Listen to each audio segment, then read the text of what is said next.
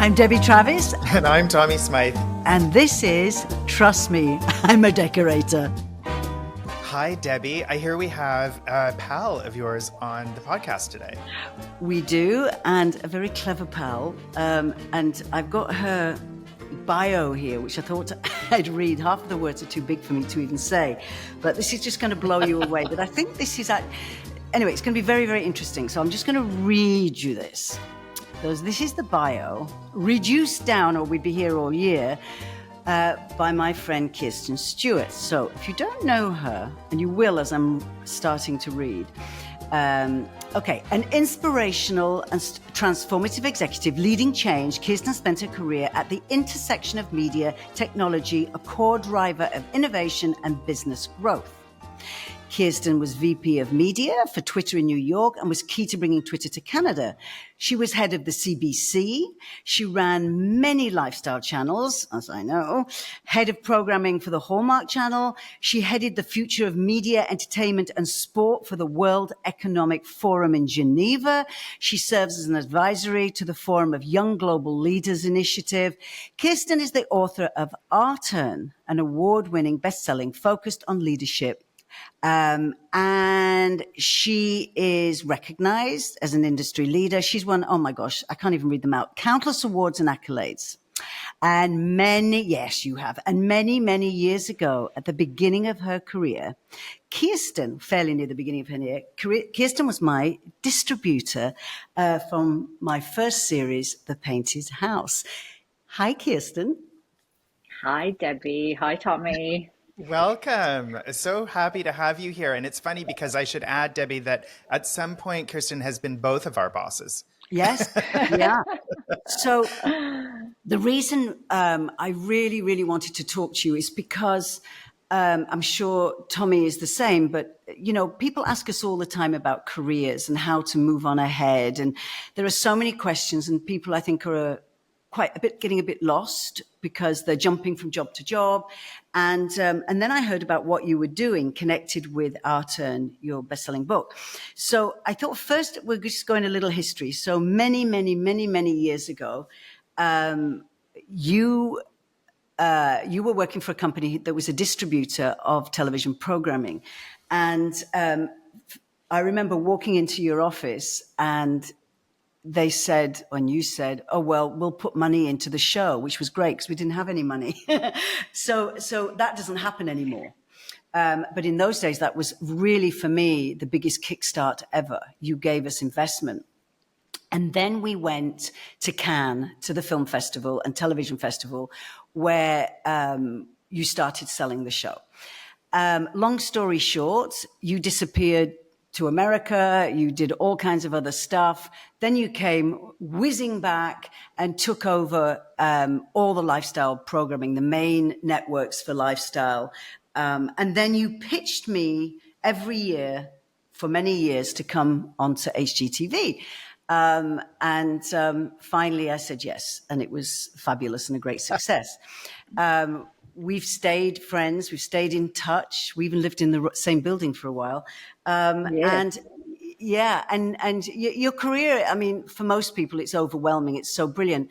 But when you wrote Our Turn, it was really, I guess, about women.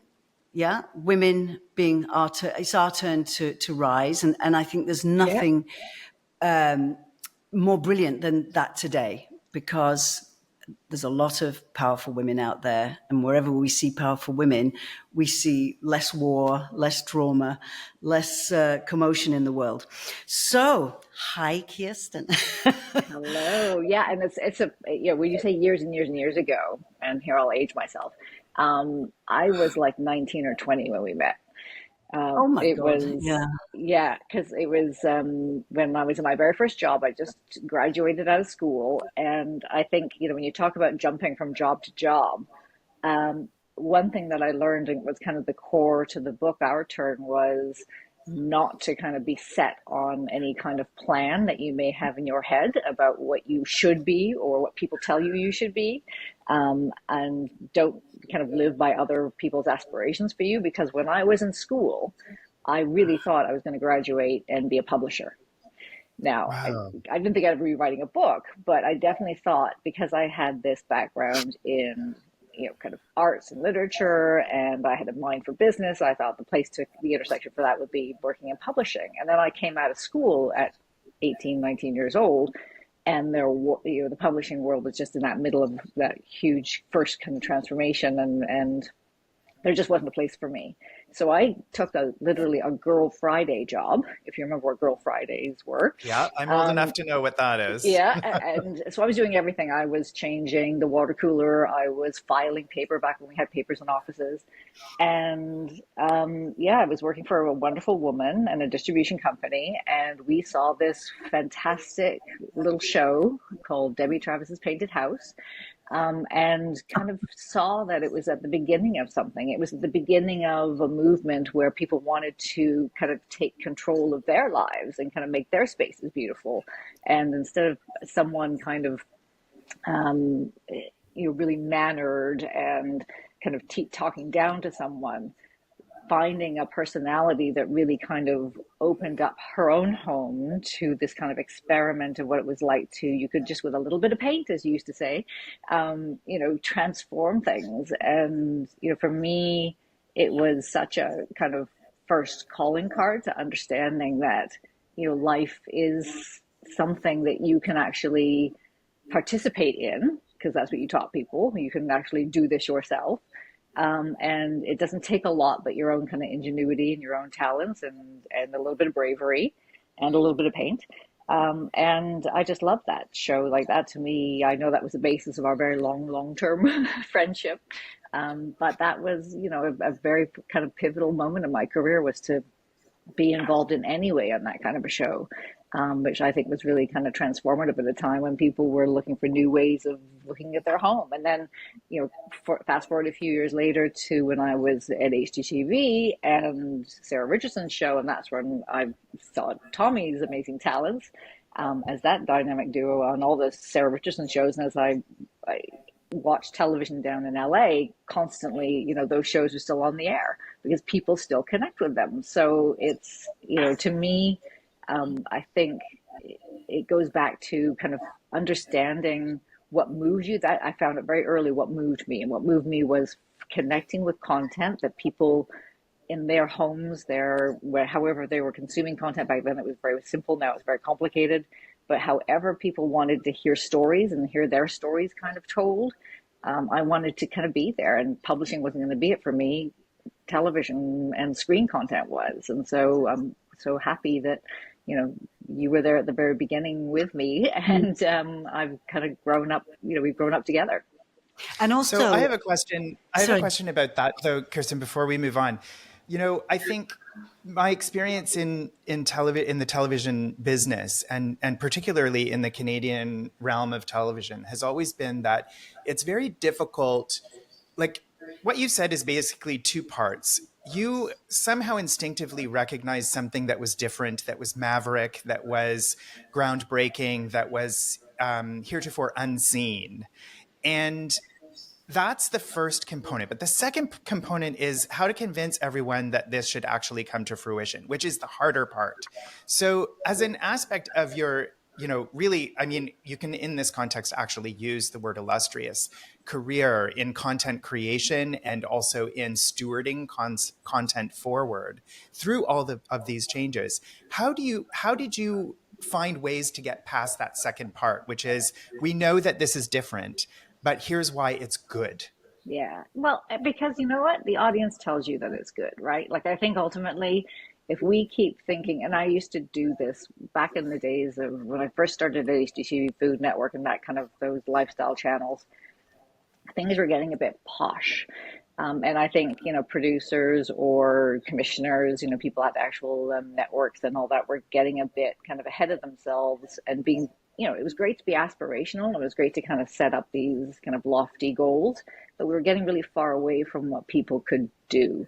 And so we were getting, wine pairing shows were being pitched, and days at the travel to these amazing spas, and these were all great shows, but we were skewing so far away from the every person's life that I really kind of took the people who were the responsible for each of those channels, and I said, look, we're getting on the GO train.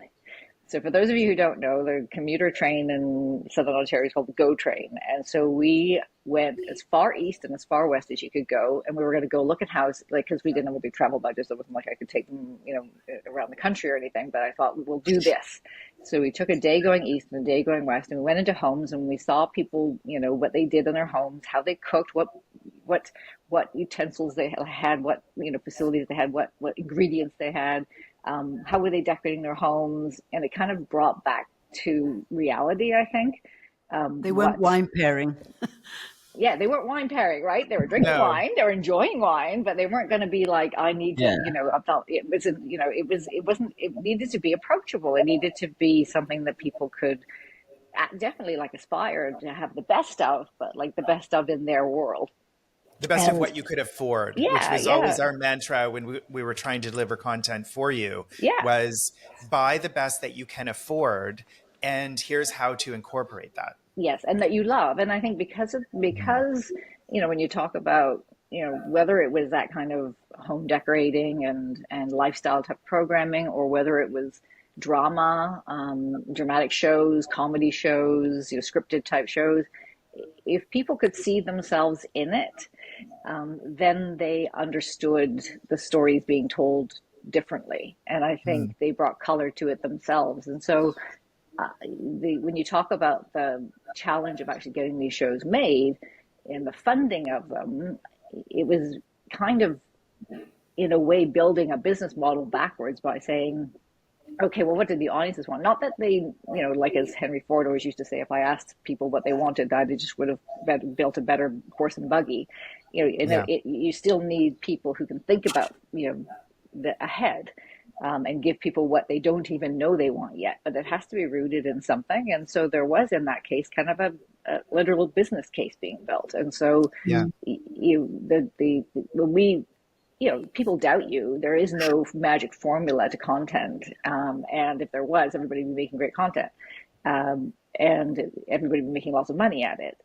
But at least you get a bit of when you try something and it works, and you do that more often than it doesn't work, you're proving a model, right? And so I think that was where I was, lucky to kind of build a career in choosing right more often than I chose incorrectly, because I always went back to what audiences wanted. It wasn't always what I wanted. I might not have even watched a lot of the shows that I said yes to, because I'm not building it for me, I'm building it for an audience. And then that justifies the money you're spending. And sometimes when I was spending public money because it's the CBC, or public money because it was a publicly traded company, because you have shareholders and all that, there's always somebody to answer to.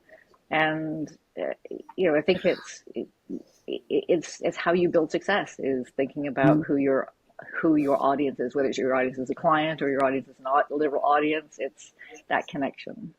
I'm so impressed. It so blows my mind that you actually went into the world to, as literally on the GO train, east and west, to go and see how people regionally were actually living before building the programming, which I don't think is done now, to be honest. Yeah. And I really don't. It took like $10 and a day. Ultimately, it's not hard. No, it's not hard. And, I think if I had to go out to somebody to ask for a real budget, I would have been able to get it. But you have to be inventive in those moments, right? And it's just a good reminder, be with the people to understand. And that's why we talk about things like representation and all that, because it's not just like checking a box. It is about what does your audience look like? You better have them on whatever you're creating. And they better be responsible for building whatever you're creating. It's not just on camera, it's behind camera. It's, it's all of that. Soup to nuts. Do you think it's also a pivotal time of an industry? So let's say the media industry, which was pretty much all men. And I think, I produced all my own shows. I had my own company, that women excelled in this. I mean, at those networks, it was mostly women working there. And then, of course, people like you who kind of burst through the glass ceiling. It was a wonderful, because television is a multifaceted, typical woman ironing while she's making dinner, while she's, working on a computer, and women are so good at that. And I hope that, I have a feeling that might be changing a little bit, but I think this was an era where opportunity opened up for women very, very quickly. So these networks, because you were talking to women who probably had a baby at home who was saying, no, I just want to flop down on front of the television and listen to somebody like the Jamie Oliver, the very first Jamie Oliver show, Naked Chef, was a groundbreaking show in a loft where friends would, there was, when you look at that show today, I think he was 19 or 20.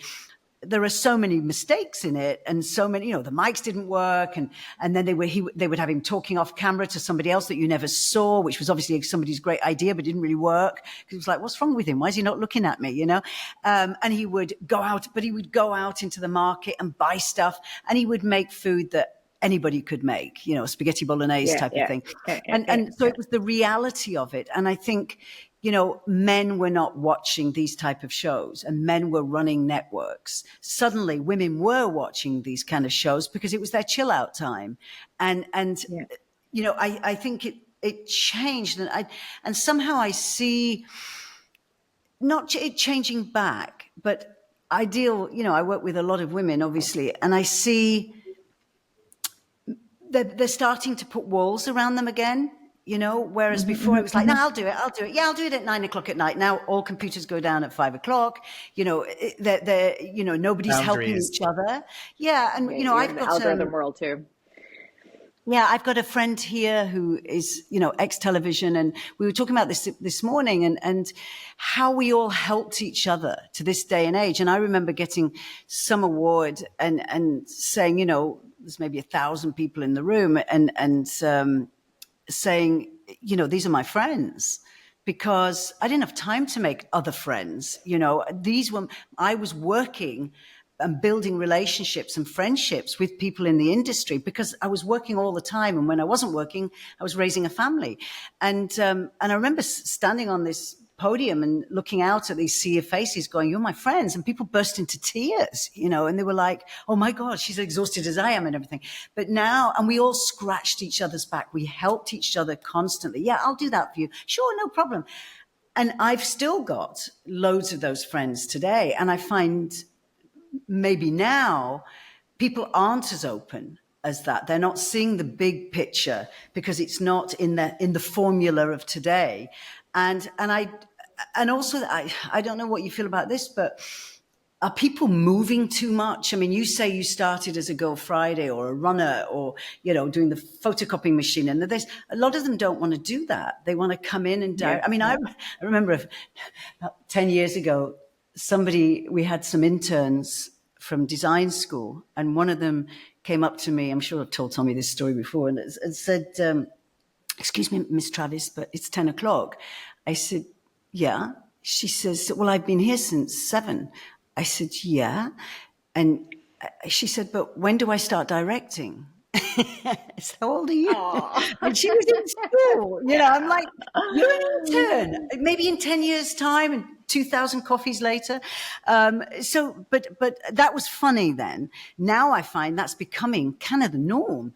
And companies I work with are changing. Like you build a relationship over a couple of months on something you're doing. And the next minute you get that standard email back going, it was very nice working with you. I'm no longer with. And I find that's speeding up. So are they in the job for 2 months, 3 months, 6 months? Whereas I think we gave it a whack, didn't we? We worked the system. Yeah, well, but we also had the luxury of doing that, I think. Like you said, the pace was a bit, it was different back then. I wouldn't say slower because, of course, the time that we're in it, we were working really hard. And so things were moving quickly. And we were it was a really transformative time. So we were keeping up with a channel was being launched daily, or suddenly we have digital cable, and suddenly you have POV, you have all these kind of ways of accessing content that just didn't exist before. Like we used to have things in contracts that said any form of transmission here ever to be invented, because it was being invented as we went. So we were living in exciting, moving times. So maybe we didn't move as much because the times were moving around us, but But I do think that there's something in, and I think it was even in our own generations, like in our own time, that people maybe had expectations of ways that work would happen, um, and kind of. I also think when I talk about this in the book Our Turn, and just in talking about it in general, it's that sense of you're getting caught up in the expectations of somebody else. So there are times when you're told in school, and I think all of us were told this, you know, this is what you want to be president of the company someday, or you'll have a goal, you have a definite goal. And in our minds, we think, okay, so I want to do this before I'm 30. I want to do this before if I'm not a success unless, you start putting these markers up. And if I don't reach that goal, then I'm a failure. So I think, what we're seeing when people do that is also kind of a reflection of what they've been told success looks like. And so they have these, it might not be kind of a selfish expectation. And some people it is because they just think that they're that talented and they deserve it. For sure, sometimes that's ambition, and that can be a good thing. But sometimes it's that kind of society telling them all the way along, well, maybe the parents were putting them through school and saying, well, yeah, but you better be doing something with that degree by the time you get out. I think there's a lot of pressures Yeah. that get put on people to hit markers. And so they're sitting there at, maybe not at 10 o'clock in the morning saying, I need to direct now. But, there's a clock ticking in the back, right? And so I think sometimes we have to take ourselves away from the clock and realize, Our Turn was not just about how to succeed and maybe how to, live life, successfully, but it was living successfully meant living it on your terms. And Our Turn wasn't about you have to be president and you had to be CEO. And just because I had the, opportunity to do those things, that doesn't always make you the happiest either. Sometimes you find success and happiness at different levels. And I believe that you can be successful and you can lead wherever you are in a company. And so I think sometimes teaching people you don't need the brass ring right away. You see, your brass ring might actually be in a different spot if you stop looking for one that someone else put up for you and realize that you might have your own version of a brass ring that might not even be at that top level. And you can have a Yeah. really lovely, fulfilling, satisfying, career life wherever you find it. So I think there's expectations, I guess I'm trying to say, that get put on people that they end up trying to meet. And they get pressured and they jump jobs and they, and sometimes, it's not even, the systems today aren't even allowing people to sit in jobs very long because companies change their minds and they're algorithmic based. Absolutely. And when I moved from television to Twitter and I moved to the tech side of things, that was a real kind of revolution to understand that I thought I was going to this kind of green space that people would be much more adventurous and nurturing, but they were just trying to reinvent stuff all the time too. They didn't know what success looked like. And then when they started getting investors in that started saying every quarter, I want to see what I invested, X million, billions of dollars in you, and I need to see these returns. And how do you prove returns on things like content when you have to experiment? Difficult, yeah. Yeah. It's really tough. So, So, can Kirsten, I just, when you like in your career, you have grabbed the brass ring so many times. What is it that takes you to the next chapter? We talk a lot about next chapters on this podcast. Once you do grab the brass ring, do you get anxious to leave that behind and move on to something else? And how do you find the courage to be able to say, okay, I've done that, I've achieved that goal, and now I'm going on to the next thing? It was like a really interesting phenomenon that was happening when I became the head of the CBC. It was a time when there were a lot of women who were reaching these CEO, president type jobs and resigning. And so it was a bit of, okay, I got there, I've done it, checkbox. But it's also, I got there, checkbox, I look around, maybe this isn't the brass ring, for me. And so I think there is, and again, this is something that I believe that I learned and I think can be helpful to others as they kind of navigate their careers, no matter what world they're kind of living in. But you kind of know in yourself what makes you tick. So it's a combination of what makes you happy, but also what makes you happy is also the use of your skills in a way that's impactful. right? Like you don't want to just do a job, you want to do a job that means something. And meaning something is something to everybody different. That kind of doesn't change throughout your career. And even if you change industries, even if you change, jobs, titles, that kind of core of who you are is something that can actually help guide you. Sometimes, like I got offered some amazing positions down in LA that I could have taken a lot earlier in my career, but life and family and all that kept me back in Canada. And I had to check in with that. I had to check in with that moment and say, it teaches you also when to say no. Because what you say no to is probably more important than what you say yes to sometimes. So Oh, yeah. it's grabbing that brass ring. Sometimes that brass ring is too hot to hold. Like it's you have to decide what Great your metaphor. brass ring is, and your brass ring is what's true to you, and that's so individual and it's so dependent on what you value and where you feel valued as well. And so you want to be successful because you want to feel successful. You want to have impact and you want, whatever that means to you. It's funny, you never forget those opportunities that you don't take because the values are somewhere else, and Yes. I'm sure you had tons of those, Debbie. Oh my God. Well, and I remember standing in the kitchen once with, screaming at children to do homework and stuff, and CAA, the big agency in LA, calling and saying, we've got you a show and whatever. And they said, you start Monday. Yeah. And I'm like, get down here. No, the maths question's on the other page. Turn the page, whatever. The stew's burning. And standing there and it's just not possible. Yes, it's very flattering. And this awful feeling of saying, no, I can't. And I remember when I started to do these spots on Oprah. And I mean, it was so thrilling. You get on a plane, you fly to Chicago, you sit with her, they show all your footage, and then it's a success. And then they say, come, we'll have you come in again 3 weeks time. So you go again. And then by the fourth and fifth time, you're like, I've got my own stuff. I'm filming my stuff. I can't just at a drop of a hat. And to say no. I mean, I think that when I turned it down the last time, and I never got asked again, I said, I just can't, I'm really sorry. And sobbed myself to sleep, and regretted having a family and everything. And they didn't, and they didn't. We're going to cut that part out for the kids and hands. They're fully grown now. They can handle it. They can handle it. But you just kind of you're back in.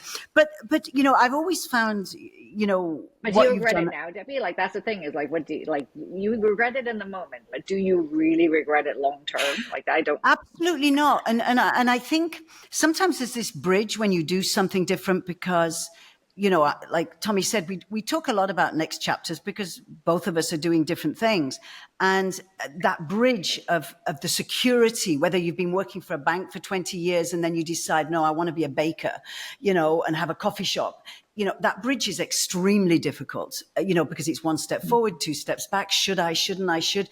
And then, of course, friends and family will throw things in that make it more difficult, will say things like, well, you can't do that. And when I, personally said, and you were my boss again then at CBC, and I said, I can't do anymore. I literally could not, it was like a wall came down. And if I look at it today with all the wording of the young people, is like, I was done. I mean, I was literally done. But I had this idea of this place in Italy. And so for me, it wasn't so bad. Amazing. Going over that bridge. But then people are calling you and say, well, what about this? And you're standing in the mud and you say, and you're like, am I crazy? Is this stupid? But one thing I've always said to myself is everything comes to an end. Everything comes to an end at some point. So maybe you do it a couple of years earlier and you did lose a few opportunities, or maybe you drag it on and and everybody's bored of you in a few years later. But when you wrote Arten, you've now, because I wanted to kind of talk about this because I know people are listening to this either for themselves or they're dealing with their own kids who are in this different world of employment, and they Entering the probably workforce and setting their own yeah. goals. Yeah, and I think what you're doing, this is why I wanted to talk to you. So you have taken the book Our Turn and you've created something where people can be invited in. Is that how you'd put it? To Yes, yeah. to to strip you of everything you know, type of thing, and help people. And you're not an 80-year-old woman sitting there, because we talk about the past, but as you said, you were 19 when we started on this road, so you're still a chicken, and you're dealing with young people all over the world, who you employ or work with you, and so tell us about how it works. If somebody's saying, "God, my daughter would love this," or "I would love it." Well, what I'm trying to do is live the book a bit, I guess is the best way to say it. So the idea of the lessons behind Our Turn, and things have moved since then, right? The book was published, 6 or 7 years ago at this point, and I do talk about things in the book that I would revisit now in a new world and say, things have moved on a bit, and let's, it is kind of time to look at it through a different lens. But essentially, I was still getting kids coming up to me at events or at things that I was at, like literal, like kids just out of school saying, "I just read your book."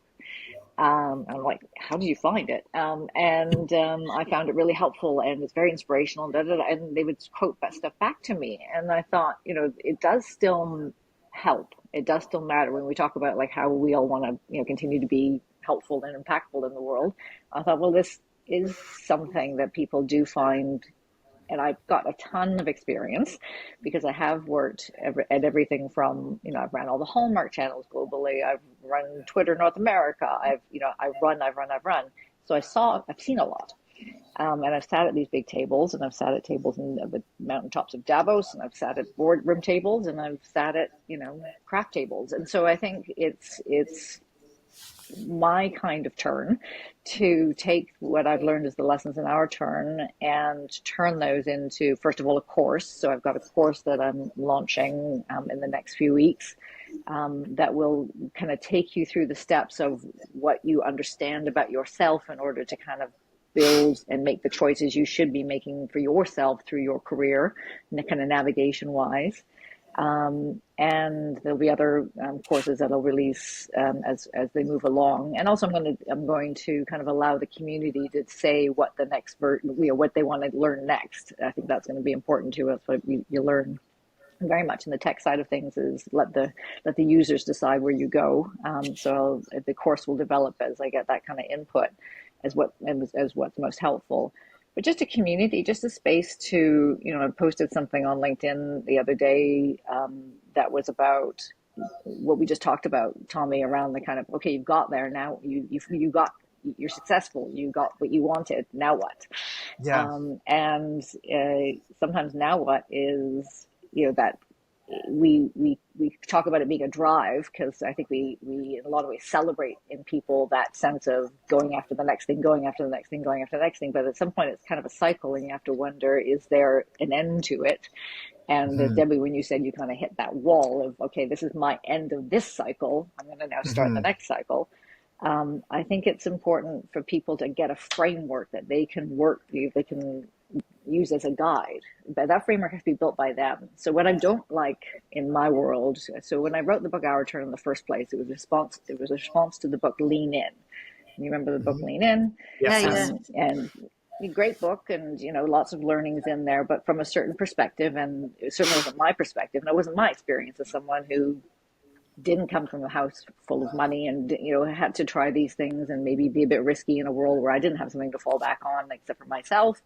And I just thought there's ways that I'm learning how to navigate through my career that could be applicable to anybody if you build it recognizing the pieces that matter. And that allows somebody, instead of handing someone a list of these are the 10 things to do, it's building them up their own kind of virtual platform, their own way of living, so that they can navigate their career, their lives in a way that respects their values, their talents, and their ideas. And so Our Turn is about that. It's about how do we take our turn to build, you're your own best career coach, is what I like to say. Like, ultimately, it's great to have people who are experts to give you that advice along the way. But what I want to do is help people help themselves. And there's a few things I've learned at those big tables along the way that I think are resonant no matter what table you're at.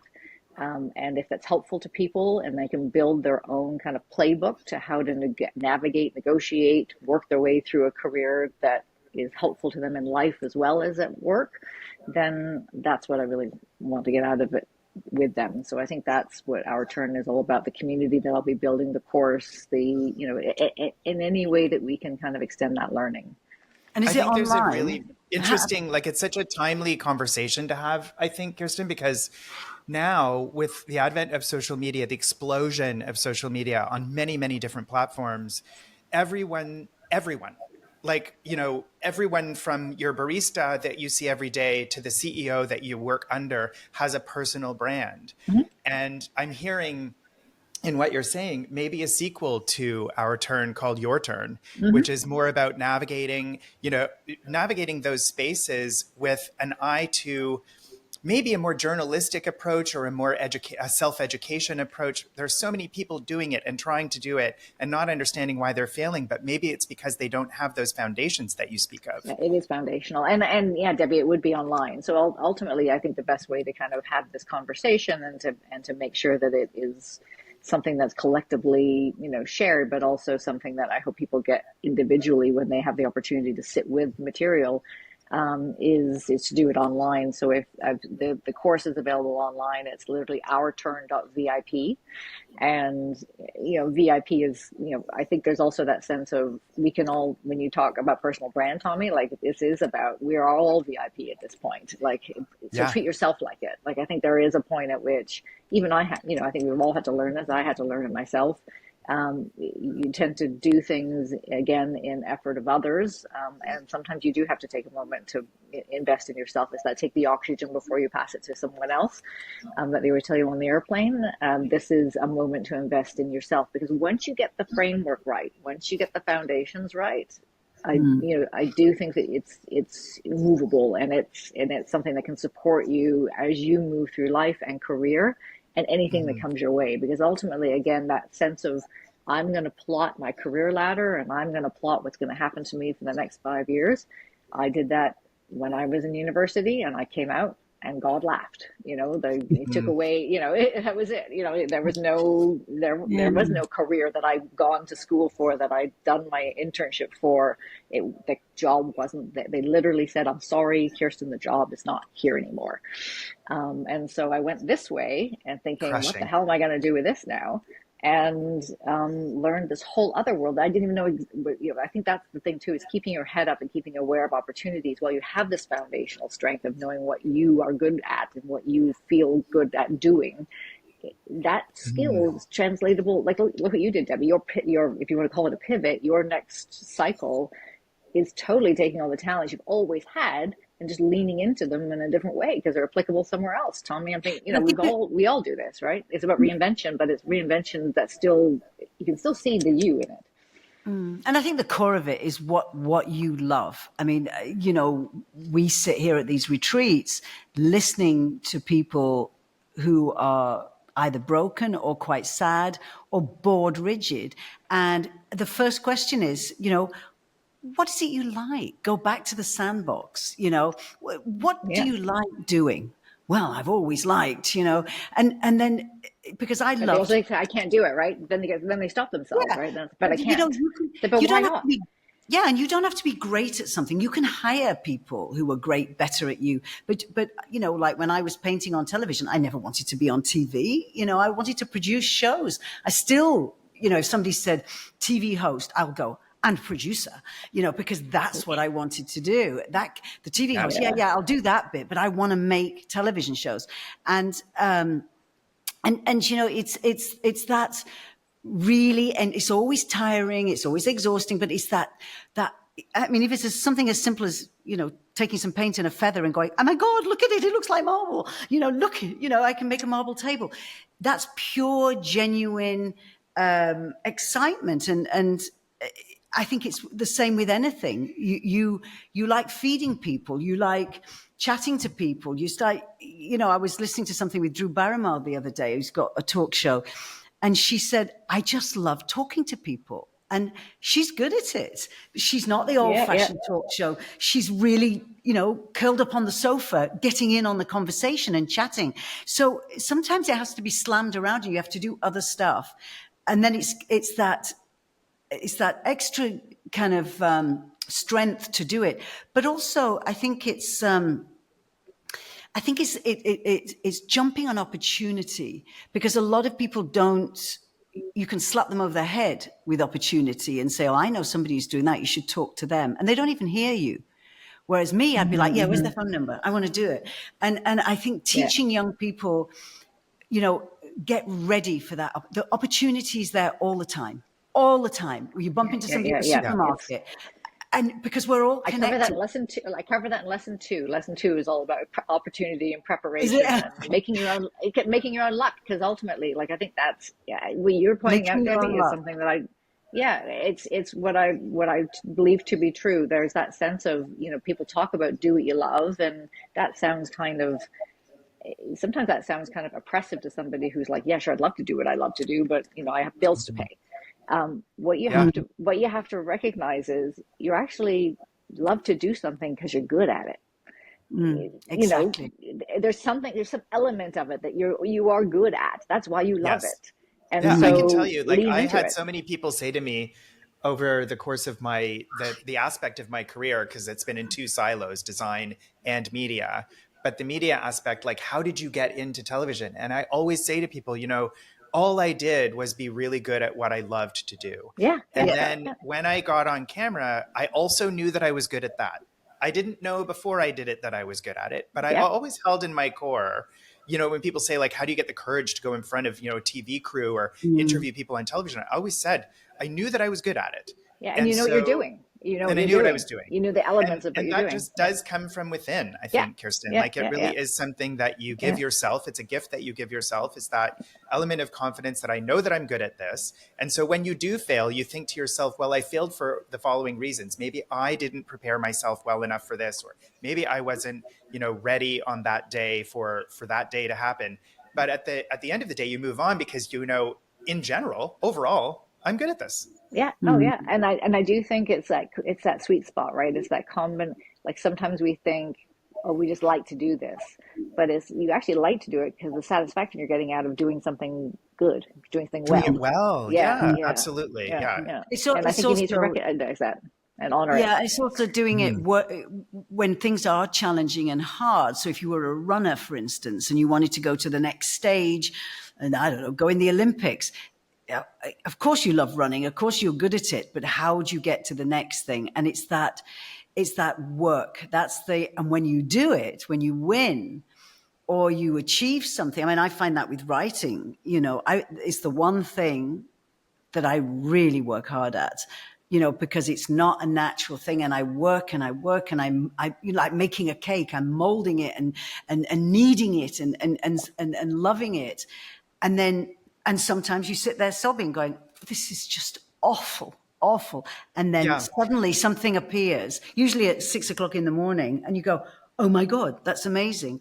And it's that, and that gives for me personally, the biggest kick of all. Yeah, satisfaction. But I think you have to refuse to turn the dial back too, because what I also hear a lot these days, since I have sort of taken a step back from the media aspect of my 2 silos of my career, is why are you not doing television anymore?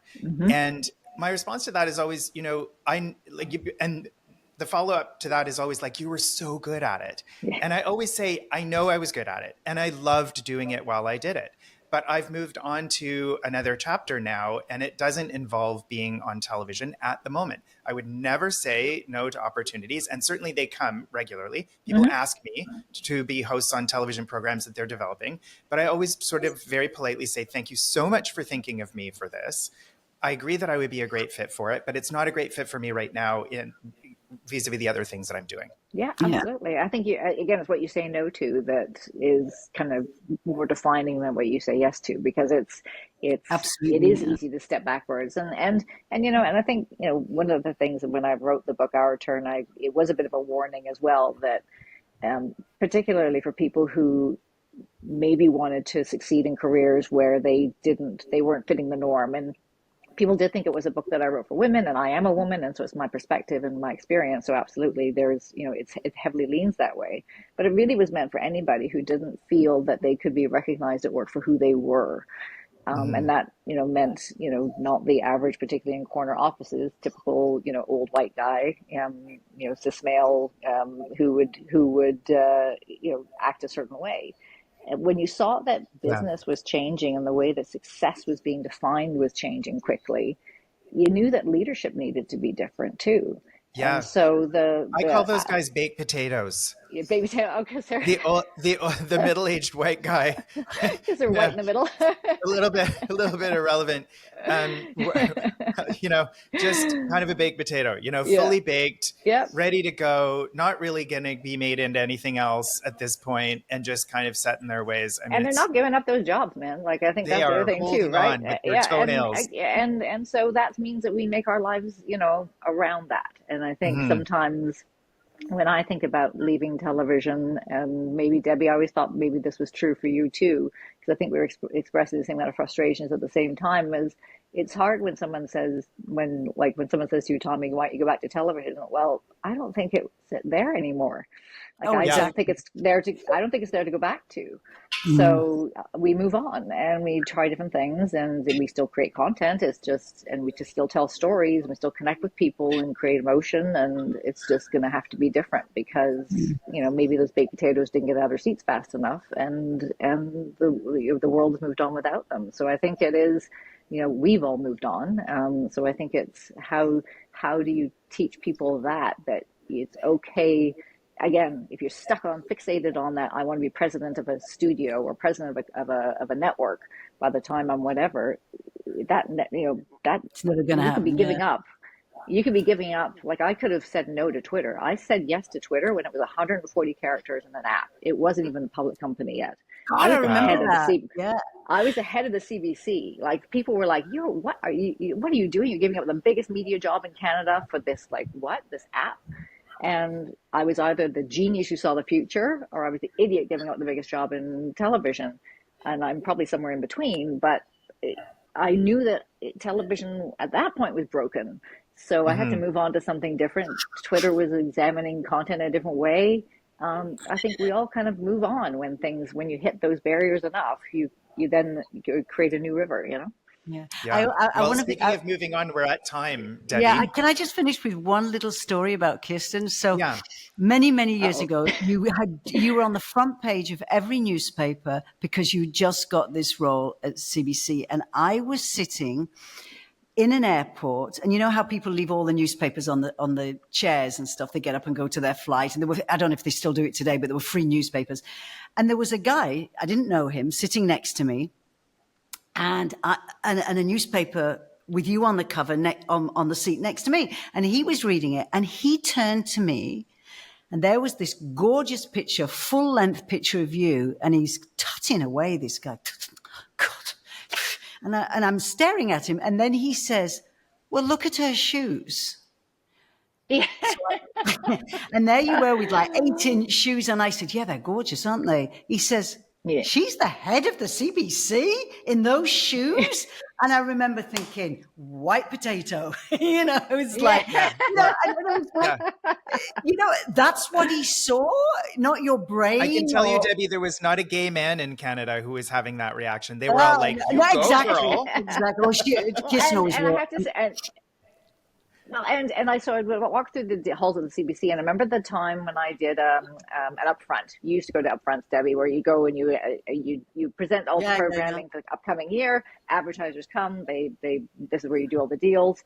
And I just did an upfront. I come off the stage. It was my first one I'd ever done. It was nerve wracking. I was launching all these new shows like Dragon's Den and all that that had never been seen before on television. Fantastic. The team had done a great work.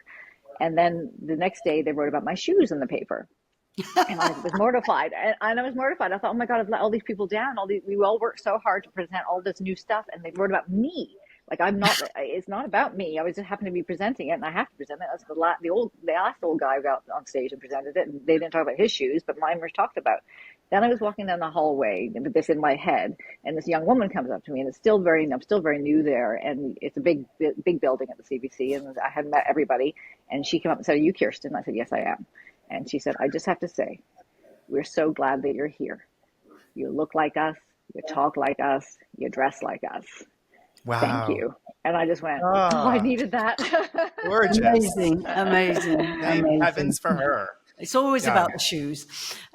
Brilliant. Well, so Kirsten, we'll put it up in our notes. So if anybody would like to look into this for themselves. Please. Ourturn.vip, and the course is there, but also join the community. Absolutely. Yeah, I think it's so needed. And any help you can get to be who you want to be and do what you want to do. Yeah. Yes. Thank you, Kirsten. Thank you for being with us. I hope you'll come back. I feel like there's still so much to talk about. Oh, I feel like we've got gossip stories to tell as well. So we'll spill some tea next time. All right. Bye, my love. Chat soon. Okay. Bye-bye. Bye, Thank Debbie. you. Bye, Tommy.